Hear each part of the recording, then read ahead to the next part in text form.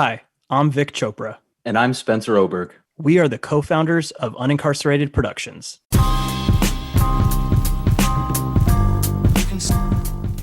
This is Unincarcerated, the podcast. Here is our host, Cameron Collins. You might be asking yourself right about now, what does it mean to be unincarcerated? Well, at Unincarcerated Productions, the belief is that it means to be liberated from imprisonment of any form and empowered to realize one's highest potential. On Season 1 of Unincarcerated, the podcast, we are going to sit down with each member of the Unincarcerated team and learn about what brought them to being part of Unincarcerated Productions and where they see Unincarcerated going. This is Unincarcerated, the podcast, Season 1. On this episode of the podcast, I sit down with Korey Pollard. With a career spanning 30 years in the film and television industry, Korey has worn many hats, from acting in the film Stand By Me to being on the production teams for Waterworld and Clear and Present Danger. He officially joined the Directors Guild of America in 1996 and has worked on a number of high-profile projects, most recently including Seth MacFarlane's The Orville and Ryan Murphy's American crime story, The Assassination of Gianni Versace. He's currently working on NBC's hit TV show, Chicago Fire. But what Korey brings to the Unincarcerated Productions team is a little different. It's not just his experience in Hollywood, but it's his passion for education, prison reform, and substance abuse recovery. Korey was never behind bars, but he could have been. And the only thing that makes him different is he didn't get caught. Here's our conversation. Hello, Korey, and welcome. Hi, Cam. Thank you so much for having me. Man, your voice is kind of amazing. Thank you. It's 21 plus years of practice. It's good. It's good.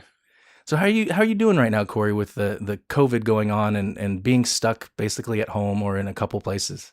It's kind of scary to think that, as terrifying as it is in the world today, and having lost a couple of friends directly to complications from COVID, that I could be as okay with it as I am. I actually have needed this reset and this time to be dormant, quiet, in solitude. You know, I welcome this because I live a pretty kinetic and chaotic life for the last 30 years, doing these crazy jobs as an assistant director and helping produce things all over the world. It's you can blink and realize that 10 years have gone by. So it's been enjoyable. I call it abundance in the time of COVID. That's amazing. Let's go back to the beginning though, because you weren't always in Hollywood. You started in a tiny town in eastern Washington called Walla Walla, Washington. The place so nice they named it twice. Right, I did. And I was a kid from a small town who had aspirations from a really young age. I was enamored with movies, filmmaking, television, stunt work, action sequences, all the things that you don't really have access to in Walla Walla. As well, I was a bit of a, tenacious, rambunctious kid, a thing that was said to me more often than not as we would pass the Walla Walla State Pen.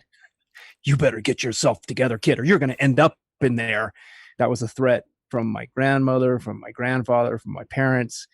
Gratefully, I did not end up on the wrong side of that. But yeah, I was very fortunate to have had a desire and had a career once I left Walla Walla and moved to the big city, Eugene and Springfield. Oh. Introduction into the movie business at a very young age. At 12 years old, I became an extra and fell in love. First day on a set, I went, this is where I want to spend my life. And fortunately, for a lot of years, I got to do that for the last 30 years. How did you end up in the movie Stand By Me? That is a crazy story. And it's interesting because it literally happened exactly the way the first time I experienced being on a set at 12 happened. There was a film coming to town in 1979, the first time, that there was an ad on the radio that said, come be an extra in the stands on da-da-da-da-da, and there was a telephone number. And I called the number and it asked for hair, color, eye color, height, weight, age. And I left that message. And then I went out and spoke to my mother and said, I want to be an extra. And she reluctantly, and that's a whole very long, weird story. I'm still dealing with the ramifications of which, from being left unattended on a movie set at 12 years old. Nothing bad happened, but it's just like, what were you thinking, woman? For 2 weeks, I was an extra in this film.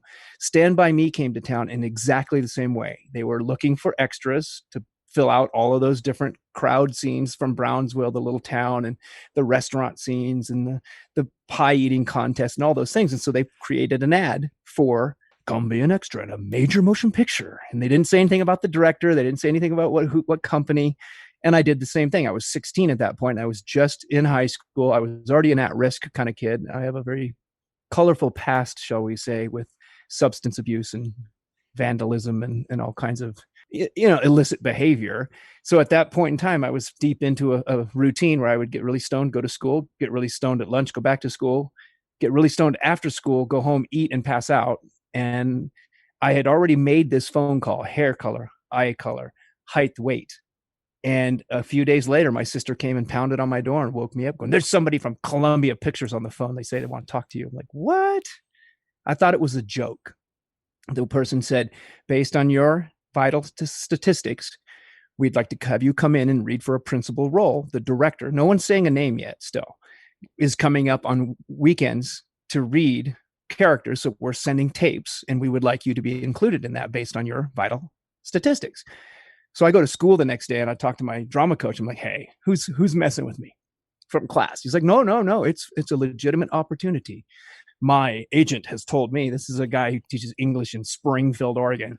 "My agent has told me there is a major motion picture coming to town and you need to take this seriously." So he proceeded to help me put together a completely fake resume, because the only thing I had done at that point was what we were doing in the class.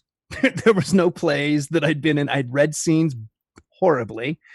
And so my middle name is Scott, and he thought for sure that my performing name, I'm 16, stoned kid from Eugene. I'm like, "I'm not changing my name." He goes, "No, but you need to have a performing name." I'm like, "Dude, that's not happening." He goes, "Okay, well, you're putting your full name, Korey Scott Pollard, on this resume." I'm like, "Whatever, but I'm not changing my name." So I did that, put together this fake, completely, fake resume. There was nothing real on it, and went to this reading. And this gentleman proceeded to just look at me as I'm trying to do what I think is a reading by reading the words on the page. And there's another actor in the room with me. And at the end of it, we both stood up. He walked out, the other actor, and I got to the door, and the guy goes, "God, that was really awful, but there is something about you." And I went, "Okay, did you just bitch slap me? Like, did you just hit a 16-year-old stoned kid who's insecure as it is with 'you suck, but there's something about you'?" And I remember having that moment so clear in my mind, like, this is really weird. And I thought, whatever. And I walked out. I was offended. And I told my drama coach, he's like, "Oh, no, something will happen." Nothing for a month. He gets this call to go in and read for something. And he calls my father and says, "I really think Korey has this in him." Jonathan Siegel is his name. We're still in contact. I really appreciate this man so much. Called my father and said, "I really think Korey's got this in him. I think he's capable of this. With your permission, I'd like to sign him out of school and take him on my audition." And my dad's like, "Yeah, go for it." So we went, and he's told me, "Wear a white t-shirt and jeans. You got to look like a greaser." I'm like, "What? Okay, whatever." So I listened to him. He's an adult. I didn't know. I walked in the room, and this woman named Catherine, back then was Catherine Wilson. She's now Catherine Crystal. She married a Teamster, transportation guy in the Pacific Northwest. I've become close with these people. They're like the Oregon movie people. So Catherine is sitting behind a desk when I walk in with Jonathan Siegel, my drama coach, and she goes, "Oh, you're perfect. You're exactly what the director's looking for this one particular role. I need you to get in front of this camera right now." I'm like, "It's his audition. I'm just here to watch. I'm learning. I'm a student." And Jonathan's like, go, do that, do it. Nothing dramatic happened. It was exactly the same thing. "My name is Korey Pollard. My hair color is this. My eye color is this. And I'm this tall." That was literally it, right? So nothing for another month. The kid in our drama class who had to be the best at everything, had to be the first at everything. I don't know if you know that kid in your life, and I'm "We're all going to do this together. It's going to be amazing." That's why I became an AD, apparently, because I just have to help people and move things along. And so this kid gets an opportunity to read. His parents are out of town on the weekend. He knows my parents allow me to drive all the time. They gave me this truck that I could drive all the time. And he's like, "Would you give me a ride to the audition?" I'm like, "Sure." Talk to my parents. They say, "Absolutely. But you drop him, you get back here. We've got a wedding to go to. You get dressed, you get in the truck, you bring your sister. No problem." Well, I go and I walk in with him. I watch him walk up to the table on a second-story mezzanine in the Hilton Hotel in Eugene, Oregon. I see him say some things, and I watch him walk away, and I think, I wonder what would happen if I walked up to that table. And I did. I literally walked up and said, "Hi, I'm Korey Pollard. I'm here for an audition." And they went, "Okay," and flipped through some pages. She's like, "I'm so sorry. There must be some mistake." And then she flipped 2 more pages. She goes, "Oh, yeah, there's definitely a mistake. You're not supposed to be here until next Sunday." The director is still, no one has said the name of Rob Reiner. Meathead. I mean, I grew up watching him on television on Archie Bunker's Place, All in the Family. Like, that was some heavy TV back in my day. And no one has said this yet. I have no idea that this is who's going to be in the room. She goes, "But there's some mistakes. Since you're here, I'll just go ahead and put you in now." Well, they put me right in the room with my friend Peter. The kid has to be the best. He's livid. "What are you doing?" I'm like, because I'm reading. Meanwhile, my parents are waiting for us. Then it happens. Rob Reiner walks through the door. Spinal Tap was in the theaters that week. I had just seen Spinal Tap. I was such a fan of Rob Reiner. Then you put him directing that movie, and you're like, this guy's a god. And he walks through the door. And I can't think, can't speak. I've got something to do. I've got pages to read. I don't know what I'm doing. He hears us doing our scene together. And the entire time he's holding my resume and he's going, "Korey Scat. Korey Scat." And I'm like, oh, I am so bad at this that he is indelling my name. He can't even say my whole name. Oh, this is terrible. We leave. My friend is livid. I get home. I'm in trouble. My parents leave. They go, "Get your sister, get dressed, get your suit on, get in the car and get to that wedding." The wedding was less than a block from the same hotel. And I have no idea what possessed me. But when we drove past the hotel, I pulled in and my sister just goes, "Are you insane? We are missing the wedding." I have no idea what compelled me. I did it. I walked up, and now Catherine Wilson is sitting at that very table, and she's doing this again. "Oh my God. Oh my God." And I said, "What, Catherine?" I said, "Have you found my wallet? I think I left my wallet here." I am totally lying. I have no idea why I pulled off the road, why I walked up to the table, and why I came back into there now. None of this is making sense to me. "Oh my God. Oh my God. I knew it. I knew it the first time I saw you. As soon as you read, he closed down auditions and got on a plane and went home. You got the part." Wow. And I just went, "Are you shitting me?" So by the time I got to the wedding reception, because the wedding was well over, after Catherine told me that I'd gotten the part, 2 producers came out and I signed a contract on the spot. Now, there were Coogan laws in play back then, but I don't know how any of this happened, because I signed a contract at 16 years old without a parent in the room that told me I was making X amount of dollars a week for 6 weeks or more. And X amount was a lot where we were having this reception. I had a feeling when I walked in the door that everybody turned and looked at me. And by the time I got to my table, that's exactly what my dad said. He goes, "What in the hell? I'm trying to be so mad at you, but it's clear that something happened." He goes, "You just glided across the room without touching the floor. Literally every person in this place just looked at you when you walked in. What is going on?" And I handed him this contract. I was shaking. And it literally had that I was making more in a week than my dad made in a month. Wow. For 6 weeks to be in a movie. And I kept going, "Reiner, meathead." And I couldn't speak. I was like blown away that this has happened. And from that moment forward, my life became a completely different ball of wax. That desire that I had from a childhood, very young age, first of all, just to be an extra in a movie at 12 was amazing. But now I'm a small principal role, and no one knew the movie would turn into what it turned into. It's considered a classic. It's a huge movie. I mean, from my childhood, it's one of the most important movies for sure. And you know what's interesting is that once I finally was allowed to read an entire script, and then I got to be there and watch so much being shot, because I only worked 6 days out of that entire schedule, and I got paid every week for 6 weeks. 6 days. I had to be on a weather hold. That I'm going to segue into an insane story, because what are the odds that a bumpkin from Walla Walla, Washington would get the Columbia Pictures is on the phone for you once in their life when my sister came to the door, right? So I was working at a pizza parlor, Pietro's Pizza, and I still owe an amends to this manager. I'm so embarrassed that I can't remember this person's name. But so I started a shift one evening and it started to rain. Well, my contract was a weather cover set, meaning there was a set that they needed me to shoot on that was built indoors so that if any of the exterior shooting couldn't commence because of the weather, that I would be called in at a minute's notice. I didn't understand any of this at that point. So I start my shift and I'd given the number of the pizza parlor, my parents' number, and that was it. There was no pagers. There was no cell phones. There was no how do I get in touch with you? So I'm at the pizza parlor just starting my busboy shift. And the manager comes out and goes, there's some dude says he's from Columbia Pictures on the phone. He needs to talk to you. I'm like, okay, the busboy is getting calls at the pizza parlor. That's not cool. And I go and Jim Benke, the second AD, whom we're still in contact today as well, says, Korey, how soon can you get here, buddy? This is it. This is it. Weather cover. We're moving to your scene tonight. I said, well, I just started my shift. I could be there in like 4.5 hours or 5 hours. Like, no, dude, you don't understand. We've been paying you all this time. Today's the day you actually come to work for your money. How soon can you be here? I said, 30 minutes. He said, okay. I walked up to that poor manager. I said, I gotta go. I got a part in a movie. Literally, that's all I said. And I walked out the door and I was too embarrassed to ever go back.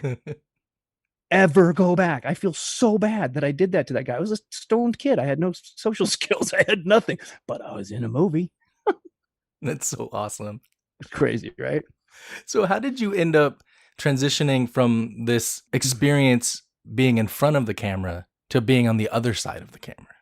Well, that happened in a very interesting way. First of all, on Stand By Me, I was enamored with this unbelievable ragtag bunch of people on the crew that, I mean, they were the most diverse and nutty bunch of people. And you would look at them and think, these people should never actually be in a space together. Okay, wait. Maybe you would see them in some really seedy, scary, out of the way bar. Like there was just such a strata of humanity. Or maybe in prison, you might see them stuck together, but yet there was this synergy that happens on a crew. And I just fell in love. I was enamored with what everyone did all day long, every day. And so I would spend most of my time that I did not, as much as they would let me be on the set, even when I wasn't working, I would be on the set and just watch what was happening. I learned so much. And there was a particular day when I was working, when we had a scene. The scene in the movie, if you've ever seen it, is the scene where we're getting the tattoos in the junkyard. And that was my big day. My line that got cut was in that day. And I was enamored with the fact that our, what they call the base camp, was set up right on the other side of the fence from where we were shooting the scenes. And it was so cool because it was like this city traveled with us, these big trucks and these trailers. And it was always in a different place and had different configuration. And I was really enamored with like, well, who thinks about all this stuff? Like, that's crazy. It's a city. Like, how do you know how to do this? And on this particular day, after I came out onto the set for that scene, the production assistant, which is what I became later, came up to me and goes, do you need anything out of your trailer? And I said, I don't need the trailer. I'm going to be out here all day. Why? He said, well, there's a company move at lunch. We're moving all those trailers and then we're going to shoot a scene out there. So all those trailers have to move. I'm like, that's crazy. How does that happen? Who knows? He goes, if you're interested in that, stand next to that guy, Irby, there. He's the first AD. It'll make sense. So we shot our scene and I stood next to him right before lunch to see what was going to happen. He goes, okay, ladies and gentlemen, we're checking the gate on that, which means you're checking to make sure the film went through the camera the correct way. And if the gate is good, that's company move, then lunch. And then I heard gate's good, company move. And literally in unison, all of those trucks that I had gotten out of and walked through started up and pulled out. And all of a sudden, these period cars started pulling in and it turned into a period parking lot. There were young people in costumes and like all this was happening. I'm like, wow, how does that guy figure that out? It was the first AD. No idea at that point that that was where I wanted to go.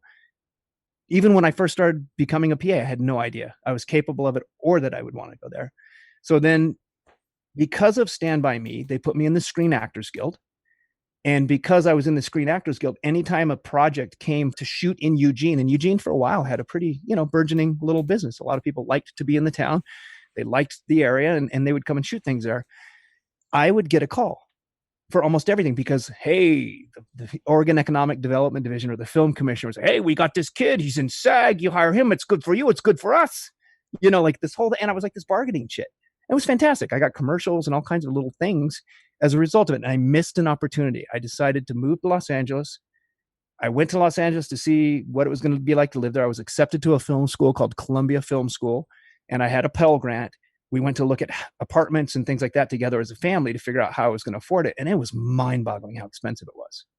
And keep in mind, I had a drug and substance problem at that point. So all I could think about, like, how am I going to ever survive if all I do is smoke pot and drink and take drugs?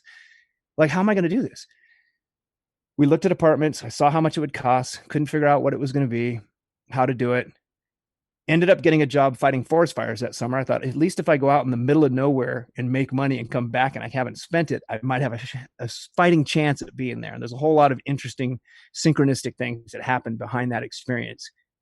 But what ended up happening is, while I fought those forest fires, and that was in 1988, when the Colville Indian Reservation and the White Mountain Complex and Yellowstone and all of these state parks and national parks were on fire. So I actually got hired with the federal government. I was a Forest Service employee. So I got the best of the jobs you could get. They wanted me to be a smoke jumper. Thank God I didn't do that. They asked me to take the Airborne Ranger training. Wow.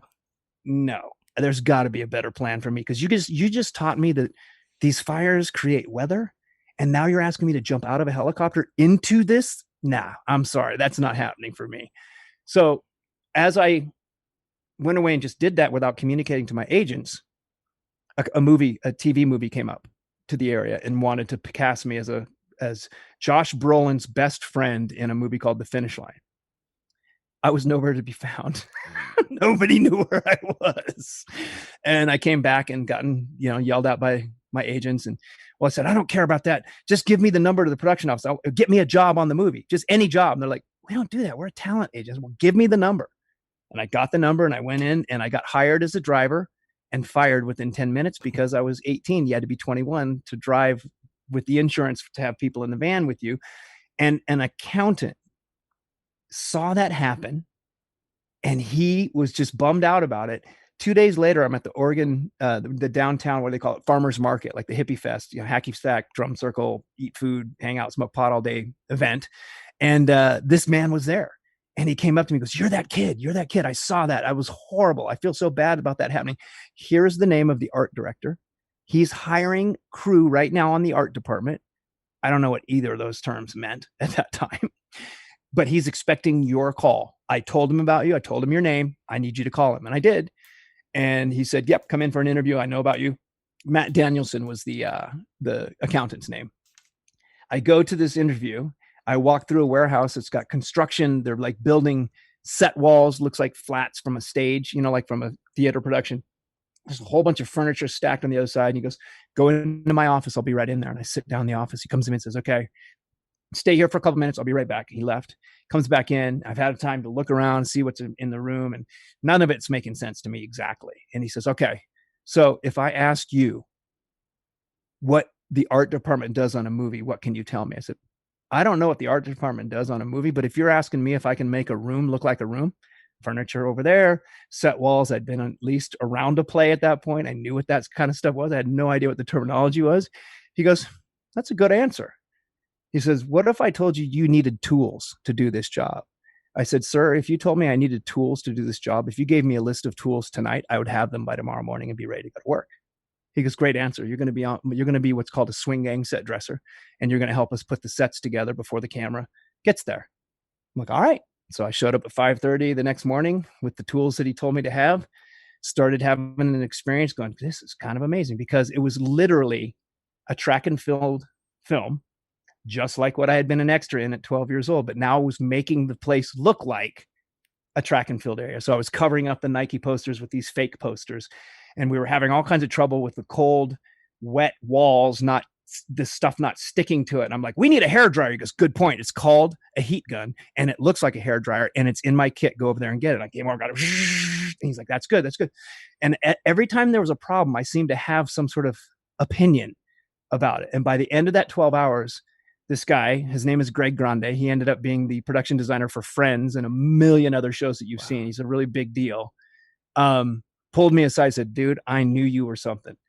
I don't want you as the swing gang. I want to put you on set. You're going to be my on-set dresser. I'm like, what does that mean? Do I get more money? He's like, no, but I'm going to explain it to you. When we shoot a scene looking this way, you're going to have plants, posters, things you can put on the wall. The DP is going to come to you and say, I need that hole filled, and you're going to fill it. Behind the camera, you're going to move all the stuff out of the way, but you have to put it back exactly like I put it before you got there, so that when they look at it, and none of this made sense, I was just like, and overnight I was an on-set dresser. I literally became the guy on the set, moving all the furniture, keeping it out of the way of the camera, working with the actors on what their bedrooms would look like and what they needed in them. And like, just, it was absolutely nuts. And that was at 18. Wow. That's such an amazing story. And it seems like that is probably what then you stayed there from then on and continued up the path to. Yeah. I mean, that's what's crazy is that those people made me feel so confident, and that they just thought I fit so well. They're like, you don't need to go to school, man. You'll work all the time. Well, I assumed it meant with them. So I balls out, moved to Los Angeles. I had a Pell Grant. I was going to go to school. And within 3 weeks, I get a telephone call of moving to Los Angeles. I moved in with one of the actors who's recently, sadly, Christophe St. John, committed suicide a few years ago. His son committed suicide years prior, and he's just struggled with a lot of the same things I have, and just never quite found that surrender and found, to be clean or sober. And he gave up, and it was just terrifying. But he and his father opened their apartment to me, and I slept on his floor. And he was a soap opera star at the time. He was a really famous guy. And it was just, it's beyond comprehension. I got here, couldn't figure out how to get a job, didn't know what was going to happen, had no idea what to do. I moved with $150 and a quarter ounce of pot. That was what I thought was important to have. Literally, that's all I had when I moved to Los Angeles. Half the money was gone by the time I got here, because I spent one night in a hotel 2 hours from town. If I'd realized that, I would have just driven the rest of the way. I was half broke by the time I got here. But anyway, so I'm staying at his floor, and I get a telephone call from a guy who says, hey, you come highly recommended. We're making this movie called The Fabulous Baker Boys, and because you're so highly recommended in the art department, we'd like you to come in for an interview. I'm like, okay. And I go to the interview, and this guy is saying, yeah, you come highly recommended from this guy. I'm like, I don't know that guy. He's like, dude, you're not supposed to say that out loud. Like, why are you here if you don't know that guy? That's a great question. So he calls the guy, and the guy's like, oh, no. I haven't worked with him, but he came so highly recommended from this guy. And he goes, oh, you got recommended by this guy. I'm like, I don't know that guy either. He goes, dude, you really shouldn't be saying this out loud. I'm about to like have you leave my office. I'm like, okay, whatever. He calls, I don't know the difference at this point. He calls the second guy, and the second guy goes, oh no, I haven't gotten to work with him yet, but Greg Grande gave me his name. He goes, oh, thanks, click. Greg Grande recommended you. You're hired. That's enough said. I'm like, oh, awesome. Literally, that's how I got my first job in Los Angeles. No other than like, just because of his name. It's so cool. Yeah. Welcome to Hollywood, right? So you have a pretty prolific career, and I want to focus in on one. I'm curious what it was like to work on House and what kind of interaction you had with Hugh Laurie. Wow. Okay. There is a story there, because it leads from the first season of Deadwood, transitioning to the second season. It leads to reading that script before I saw there was a 2-hour pilot made. I worked on the second hour of the pilot and the entire first season of that show. So I was on Deadwood. I loved that show. I was willing to stay in the lesser quote position of the second rather than being the key second AD, which is what I was. And I could explain all that if it was of interest, but it's just a hierarchy and the plan, I was told by the producers that I was very valuable and that they loved me and would hope that I would consider staying in the same position that I was in. They would pay me a little more. I had a start date from the producers, and I left on vacation with my family to the Northern California area. And on day one of my vacation, got a phone call from one of the other assistant directors, who shall remain nameless, who apparently just didn't like me, didn't like my style, had no idea. I didn't know anything about it at all. And says, yeah, I just wanted you to know that we're going in a different direction. And I thought it was telling me, because I had already been told I was starting on her episode and that I would have a date and all this stuff from the producers. And at that point in my union, they have to pay me. So she calls and tells me this. We're going in a different direction. I'm sorry, blah, blah, blah, blah, blah. I don't call anybody. I called a friend, said, I can't believe this just happened. She goes, you could approach them and you could be paid for the whole season. I said, I don't think that's right. If she doesn't want me there, I certainly don't want to be there. Like, I'm blindsided by it. I'm disappointed. I'm on the phone with Carol Green, and she is telling me, oh, I'm actually glad that it happened because I really wanted you to come do this job with me. Now, Carol Green was actually the second AD on the finish line, which was the movie in Eugene, Oregon, where people were telling me I'm calling this. She thought I'd be a good PA, but I wasn't interested. I was only set dressing. I had no idea what that was. She didn't really talk to me about it. I hadn't been in contact with her very much. Occasionally she'd call and ask if I wanted to be a PA, but I was working so much that I never got to do it. This was the first opportunity. And now she was hiring me, this bumpkin stoner kid that she met in Eugene, Oregon, as a key second assistant director in the Directors Guild of America. Like, I had been in LA at that point almost 15 years, and I was in the guild, and like, it was just phenomenal. So I take the job, and they gave me the pilot script that had already been shot, said, read this, read the second pilot script, and then we want you to watch the first hour because we do think you're the guy for us, but we want to hear your response to what you see. I read the first script. I'm like, oh my God, none of this has ever been said on television that I've seen. I mean, this is like Archie Bunker for the new, like, crotchety, tell it like it is about the insurance and medical and the state of mind of the country. This is amazing. And I thought to myself, with the right face saying these words will be amazing. Then they gave me the DVD, and I put the DVD in my computer, and I was introduced to Hugh Laurie, which I knew from Stuart Little. But when I saw that guy saying those words, I was like, this is amazing. I thought he was English, like, it was such a weird experience. So I begged them to let me take the DVD home. I said, you've got to let me show this to my family. I swear to God, I won't do anything with it, but you've got to let me show it to my family. I took it home. My family's like, oh, shite. It's amazing. Anyway, so we make the second hour. I fall in love with the whole process. I'm watching Hugh Laurie be as overwhelmed as I am with how many hours it takes to do what we're doing. And we get into these great conversations. He goes, I had no idea how hard it would be to be this guy, number one on the call sheet in an American project, because we don't work this hard in Europe. It's a different system. I said, I get it. And this is killing me too. And we had all these great conversations about it. He had just at that point written a book. He was telling me about this book, and we were talking. And when I finally left the show on the end of the first season, because it just wasn't the environment for me, there were some really hard things to deal with in the management structure, he gave me a copy of his book and wrote in the cover of it, Korey, thank you so much for all your time. Thank you for all your energy and all that you did for me. Here's a book for you and all the time that you don't have. I hope you enjoy it. Hugh Laurie.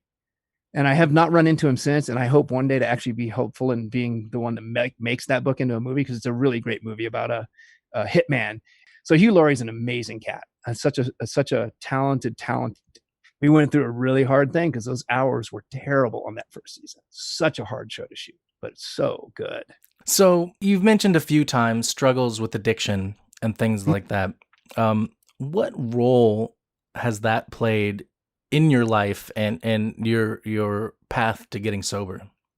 Well, it's an interesting question. That essentially addiction started well before I ever picked up a drug or an alcohol in my life. I'm one of those kids, I'm learning now at this stage in my life at 51, that I am an adult child of alcoholism and dysfunction. Like, there's just a lot of it. My dad was an alcoholic and a drug addict. Both of my grandfathers were alcoholics. My grandmother was a religious zealot on my mother's side, and my mother became that, passed on all those traits. And so chaos was very familiar to me early on in my life.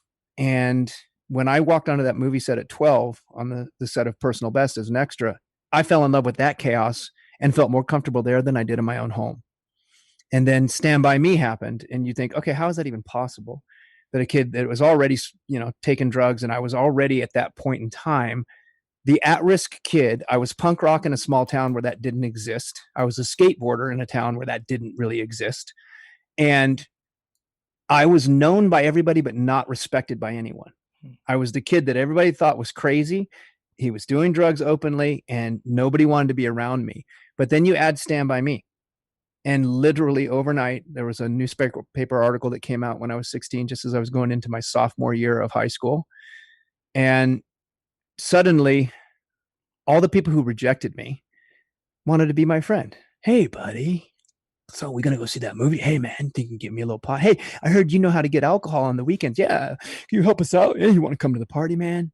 Like, all of this stuff happened like overnight. And the interesting thing was, my perspective of me never changed. I knew I was a mess. I knew I was a lucky kid. I knew I couldn't believe I had the opportunity, but suddenly I was somebody everybody wanted to be, it appeared. And that really messed with my head terribly. So I just dove deeper into the lower companion version of my life because all those people made me uncomfortable. And I watched them try to walk the path that I was walking, and it became incredibly unhealthy. I saw people, I've had friends die from drug overdoses, and I was a part of things, and it's a lot, and so that path unfolded for me. I didn't pursue acting. I fell into the other side of the movie business, and I was just a substance abuser that entire time. As a matter of fact, some of the films that I came to Eugene, I became the kid on the movie that could get you the pot. That was what really secured my position often. So I came down to Hollywood, and I luckily started to work. And so as long as I have a purpose, I'm great. I've got money, I can stay high, I can function. I'm a kind of considered, I guess, what they call a high functioning kind of guy like that. Like I smoked pot all day I considered it my Ritalin. It made me able to stomach you and you able to stomach me. That was my mentality. So it just got pretty ugly there for a while. I was homeless on the streets in Hollywood for a little bit, lived in an acting coach's house, and every story you can imagine about that kind of thing is true. And thank God it didn't happen to me, but it tried. And I just couldn't believe what I found myself involved in. And there came a point where I had some sort of Jesus trip experience on the streets in Hollywood. And I stopped using drugs and alcohol and dove into this kind of work on the streets with homeless youth and this whole environment thing that was really interesting, and got into even some kind of like Christian ministry stuff. And then even that fell apart on me. I didn't go back to using drugs right away, but the movie business came back into my life. And I found that I did almost 6 or 7 years of abstinence from drugs and alcohol, working on movies and that. And I woke up one day with 2 kids, a wife, a house in the valley, and realized that working on movies and the way I was living my life was exactly like my drug addiction. Like I got my jollies and my security from being high on the job, the chaos, action, whatever it was we were doing. Every job is like a big bag of dope or a big bottle. It's got 8 weeks, 10 weeks, 6 months, whatever it's going to be. You get halfway through, you start to panic. What am I going to do next? I have no idea what the future is. How am I going to get there? Who's going to help me? Like this mindset. And I went, well, it was easier. I didn't hear any of this when I smoked pot or took drugs. So as a father, as a professional, as a Christian believing man, I went back out and started smoking pot and hiding it from everybody, and just felt awesome. And it worked for a long time until it didn't work. And then I moved up into becoming a producer, was producing a film, keeping the bar open like a big shot for all my crew to come. And I was so sad of a human being, such a sad, sad man, that the crew wouldn't even come and drink at a bar that I kept open on my dime. And I thought, this is sad. And every night in that bar for a week was this man named Bob Huckabee. My name's Bob Huckabee, kid. I'm going to tell you a story. And this dude proceeded to tell me the same story every night as if he'd never met me before. And every time he told his story, I heard myself in his voice, in his stories, about how it was everybody else's fault. Nobody loved him. Everything he did, he was so good at this and so good at that. And I literally was living that experience right then. And I went home that night and I thought, I'm an alcoholic. Like I knew I had problems, but I said those words and asked this power greater than me for some help.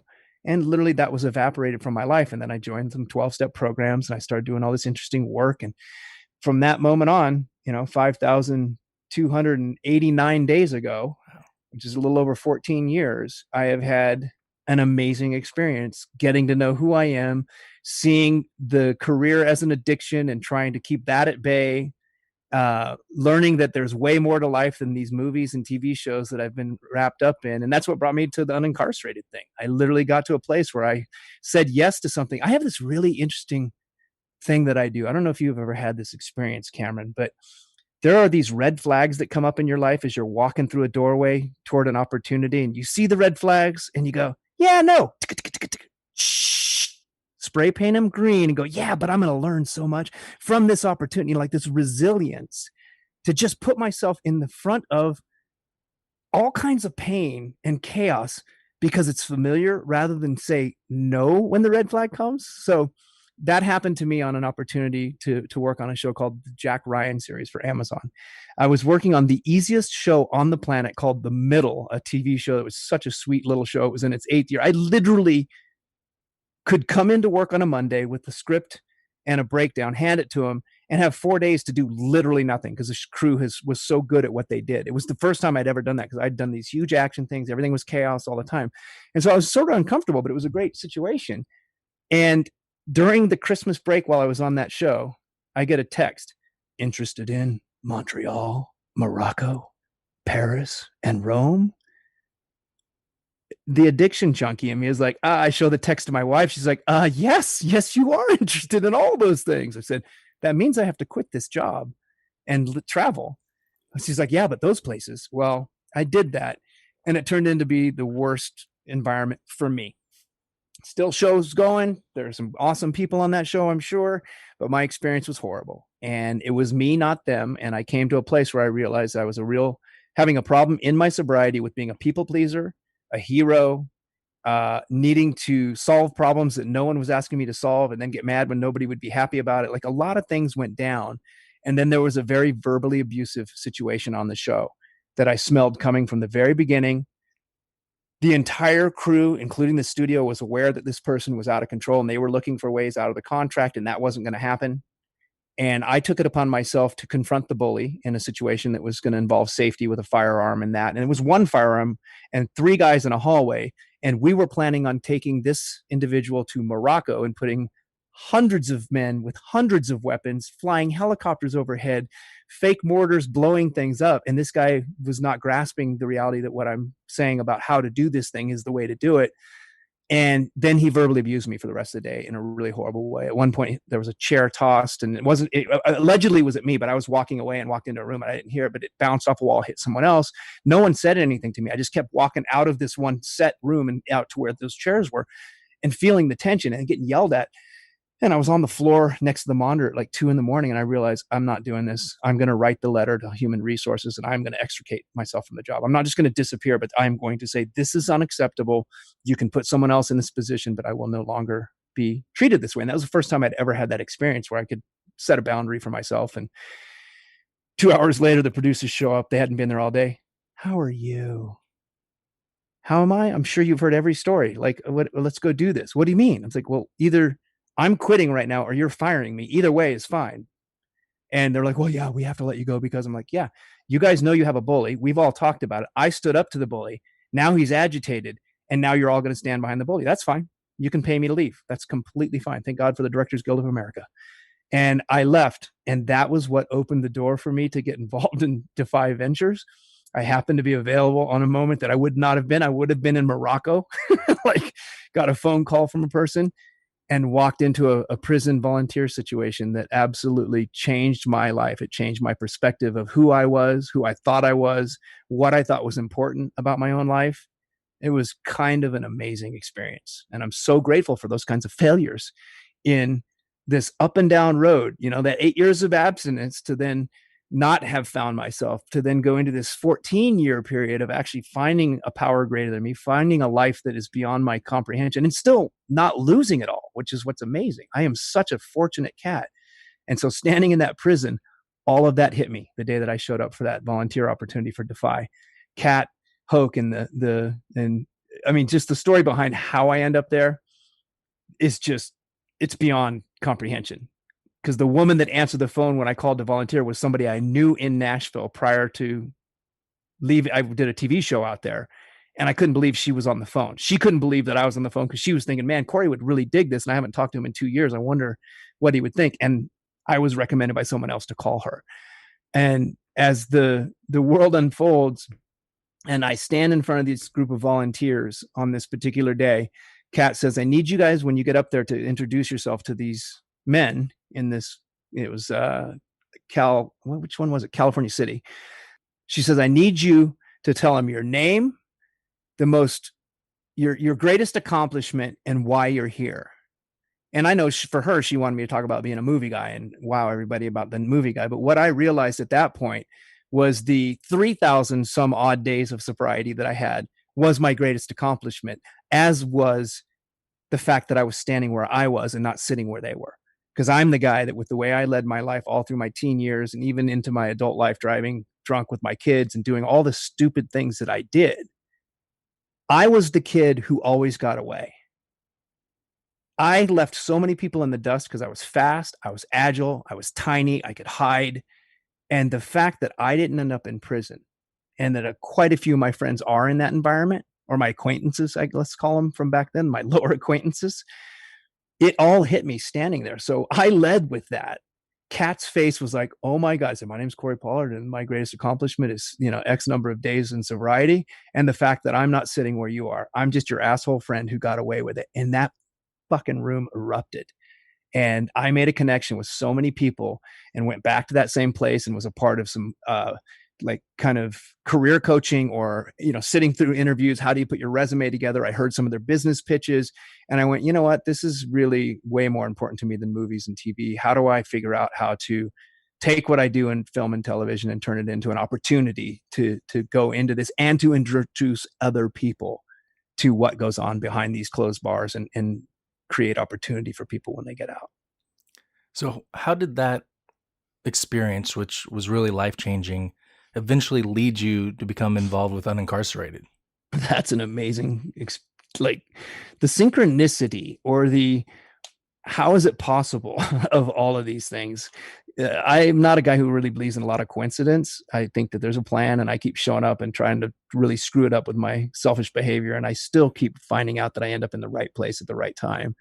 So what happened, the first experience I had with Defy, I walked up to Kat. I had to leave a little early. My daughter had a soccer game. And so I drove myself to the prison. I didn't get on the bus with everybody. They do these bus trips. And I said I needed to leave. And I walked up to her and I said, this was an amazing experience. She goes, I can't believe you led with what you led with. That was wow. And I said, well, thank you. I said, I'm wondering if you ever thought of these three things. And I won't say what they are here, but I spoke of three things that I felt like were missing from the program in just my first experience. Like this angle, there are certain people who are being missed.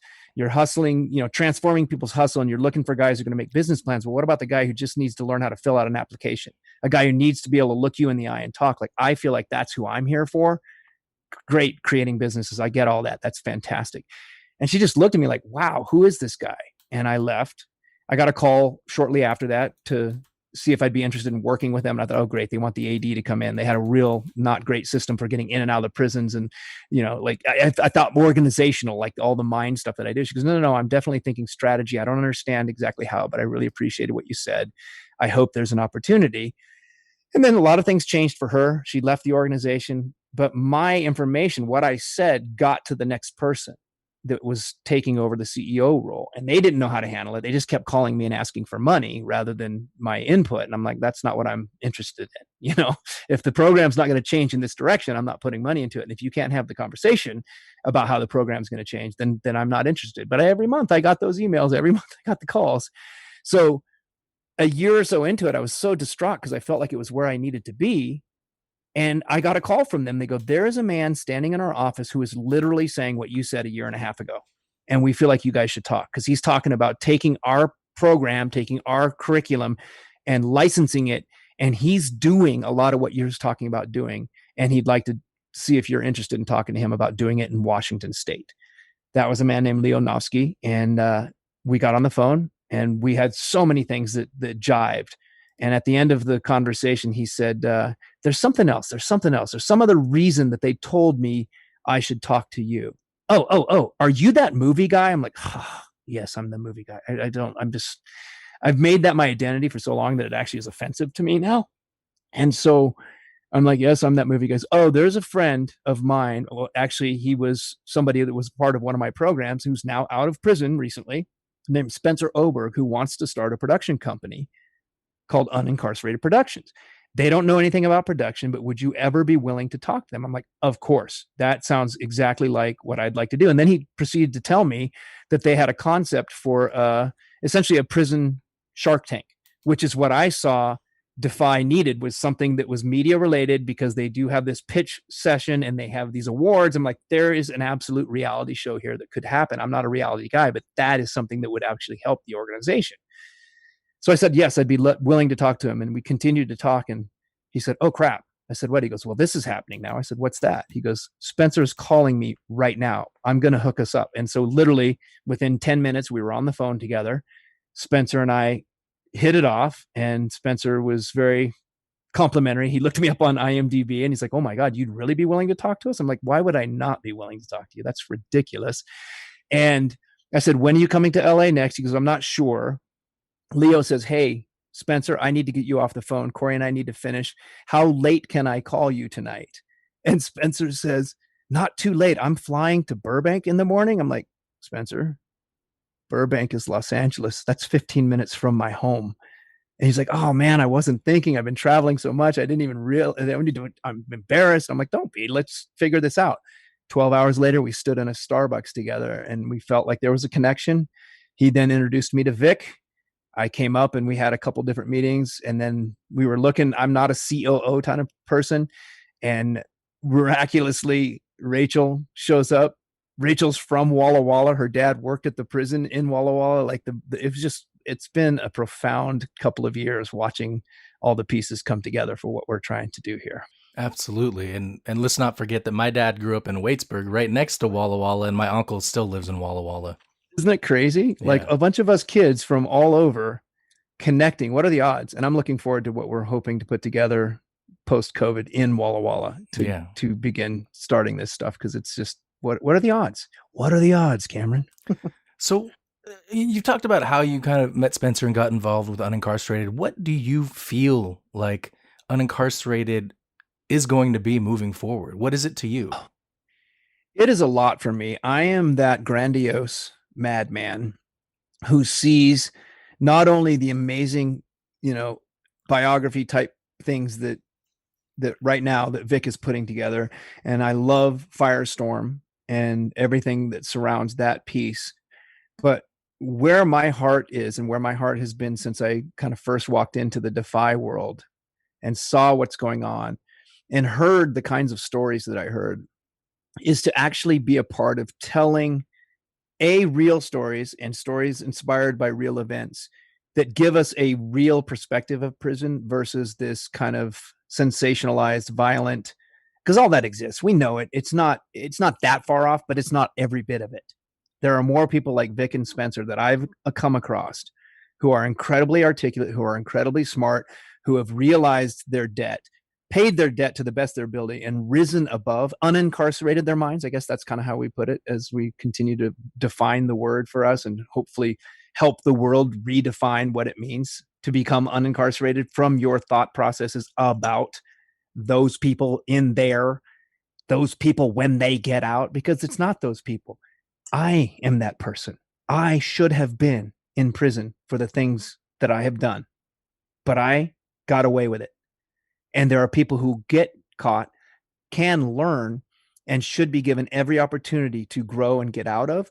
But that system is stacked against ever getting out of it for a reason. It makes people money. It's just like the industrial war complex. It's easier to keep that thing going and make money than it is to actually make a difference. So my version, my vision, and what I hope to bring to us is just all the amazing skill set that I've been blessed with to drive large projects forward, and many of them all at one time. But I really want to see a world where legally, at a federal level, we work to where there can be accounts set up outside of prison for people, for us to option their stories, make stories about their stories, where accounts are filled to go against the money that they owe in reparation to the families of the victims, of whatever it is. And this is not to say every person deserves to get out, everybody deserves to make money in there and all that stuff. But some of those stories, if capitalized upon, could actually make reparation for these people. And there can be, I literally believe it with all my heart, that there's a way to do that legally and set it up so that others can benefit from it, not them benefiting from their crime, which I understand the Son of Sam law. I understand what that is for. But why are we not moving forward? Why does it have to just stop there? So I want to see economy created around those kinds of stories. At the same time, with the kind of training programs that exist out there, Hustle 2.0 and what Defy tries to do and is continuing to do, like all of these programs, I want to see us come in and create opportunities with corporations to literally be paid by the corporation to create the training videos that they need to cultivate people who are going to return to society. There is a lot of money lost today in corporate America training kids, we'll not say millennials, but that's where the big numbers come from, for a position and they ghost to go to the next thing. There's no loyalty left anymore. And those corporations need that kind of work your way through mentality. And I believe there's an untapped resource in prison coming out with the right support and other programs once they're out, that they can be held accountable and step into roles and be trained to walk right into an entry-level position at any of these corporations and work their way up. If we can change people's perception that sit behind those desks, the CEOs, the small business owners, and all those people who have been burned. I'm sure I know many people who have, but with a very stringent process of vetting people that are involved with specific programs that are designed specifically to feed these pipelines, I think it will be possible. So yes, we're a production company and I will concentrate all my effort on that. But the reality is that by strategic partnership with these other programs inside and out of prisons, we can become the educational things that they need to be put on tablets for people that have just left prison, to teach people who are going to leave prison, this is the mistake I made, this is what I learned. And creating these educational programs that are in prison, educational programs and awareness programs for people that are behind desks and corporations that are looking for a loyal workforce to join their positions. And I want to be a part of ushering that whole thing in and getting lots of people interested in changing their mind and perspective. And it's going to create an economy. And that's what will speak to people, is the fact that you can make money doing this instead of just warehousing people and writing them off. That's a lot. Yeah. But it's a vision that lives within the mindset of Unincarcerated, the goals of Unincarcerated, the view that we need to shift the paradigm and change the conversation around people who are incarcerated, and moving forward, create opportunities for those individuals to succeed once they are no longer incarcerated. Correct. And Unincarcerated itself is a model. There's a group of friends of mine called Junk Films in Los Angeles. They're two drug addicts that came out of a program that I was engaged with. My son was actually there for a while, and my son chose not to live a sober lifestyle. He's a great kid. He's not in the streets dying. He's learned life skills. He's functional like me.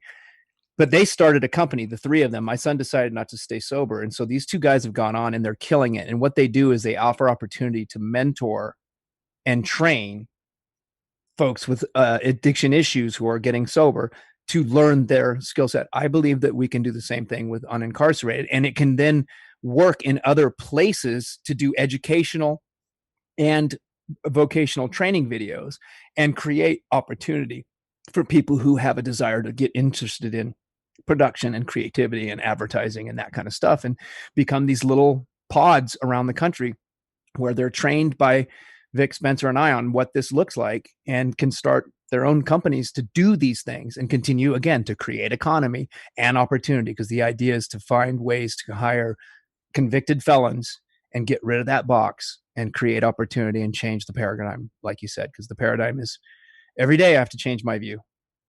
I should be in prison for as dumb as I've been in my life. Acknowledging that everything that you've gone through has led to this moment now, where you're looking beyond yourself to try and make major changes on a grand scale. If you could go back and talk to that 12-year-old self who was sitting on that movie set, what would you say to him? Hang on, kid. This doesn't make any sense, but it's going to take you exactly where you need to be. Where I wanted to be all those years, and the struggle I've had, the hole I was trying to fill was, I found a skill set. Someone else identified a skill set in me. And I didn't finish telling you like how I became an AD. Working my way up from being the swing gang set dresser to being the set dresser to then being the prop guy on the set to then in the early 90s pulling cable on music videos as an electrician, doing grip work on a couple of music videos. I knew none of that was for me. So props and set dressing came back a lot, and I did quite a fair amount of that. And there was an assistant director who identified a skill set in me on a particular day on a set where he saw me organizing things in an intense way. They changed gears on me and I had to reorganize quickly as a prop person. And he pulled me aside and he said, dude, I think you'd be a much better AD than you are a prop guy. And I was so offended. I didn't get that it was a compliment. I was like, what does that mean? I suck as a prop guy? And because the position he was inviting me in was this PA, which was this person who ran up to me in that day going, we need all the cops. We need all the cops. We need all the cops. I'm like, okay, great. So you need the cops first, but we have these 15 SWAT guys. They're a part of this cop situation. So if you need the cops, I'm dressing the cops first. Yes, we need the cops. 5 minutes into it. Oh my God. We need the SWAT. We need the SWAT. We need the SWAT. I'm like, okay, buddy. Okay. I said that I will never do. I can't stand that kind of behavior. And freaking out. He goes, no, you'd never do that. I said, I know, I will never do that. I never want to be that guy. No, you would never do that. That's why you'd be good at this, Korey. No, I don't want to be a PA. No, but you'd be good at it. No, see, they freak out, but you never would. And like, it was like this who's on first routine. I finally just relented and said yes. And it changed the trajectory of my life. And that's what I said that first day with Defy. I said, the only reason I'm standing here is because someone else saw something in me and gave me an opportunity. I can't get any of you into the movie business. That's not what I'm saying when I'm standing here. But if there's anything I can pour into your life by being in this room with you and getting to know who you are and what your skill set is and point you in a direction, that is what I want to do. And so I would look at my 12-year-old self and go, man, drugs, alcohol, sexual abuse, emotional abuse, physical abuse, homelessness, marriage, children, failure, drugs, alcohol, again, even in that environment. Hold on. There's a plan and a purpose if you just keep showing up. But I didn't end up behind bars in a system that gets me deeper in debt every single day. And that is why I have a passion and a heart for the economic side of it and the creative side of it and telling real stories and creating this economy. I really believe it's possible. So I would not change a step of the direction, as painful as it's been and as painful as it still is in sobriety, because doing the hard work and showing up is all I have. And learning not to paint the red flags green as often. Learning to say no when I need to say no. And saying no has made me available to do what we're trying to do with Unincarcerated. It's terrifying to say no to the golden handcuff, the thing you're most comfortable with. It is every dysfunction that you have and getting paid well for it. But at a certain point, at what point do you say no, not anymore, and how can I help? And that's the life purpose that I feel like I'm finding through this process of sobriety and the spiritual practices and the 12, like just really trying to live consciously and mindfully on a daily basis, which is why I'm so glad that you, Vic, Rachel, Spencer, believe in this same thing that we can do, because I really think it's possible. Are there any final words that you would like to leave our listeners with?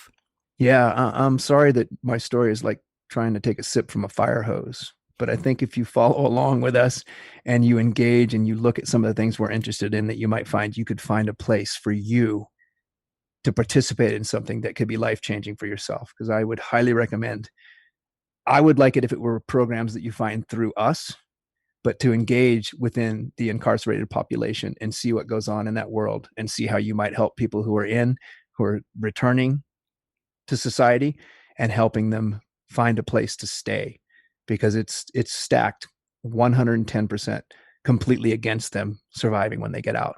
And it's intentional, and it makes me so sad. So if that resonates with you, I hope that you will continue to follow along with us, listen to this podcast, explore our website, and see what we're up to, because it is not just this group of people that are going to be able to pull this off. It's going to take every person that this sparks an interest in your heart and your mind to step up to the plate in donating your time, donating your finance, whatever it is that you feel like you can do. If this at all resonates with you and you want to create opportunity, stick with Unincarcerated Productions. Unincarcerated, the podcast, is a joint production of Unincarcerated Productions and Grindle Industries. All of the music on today's episode, including what you're listening to now, is from the artist Speculation. You can learn more about Spec at speculation.bandcamp.com. That's SPEKULATION.bandcamp.com. We will see you all next time.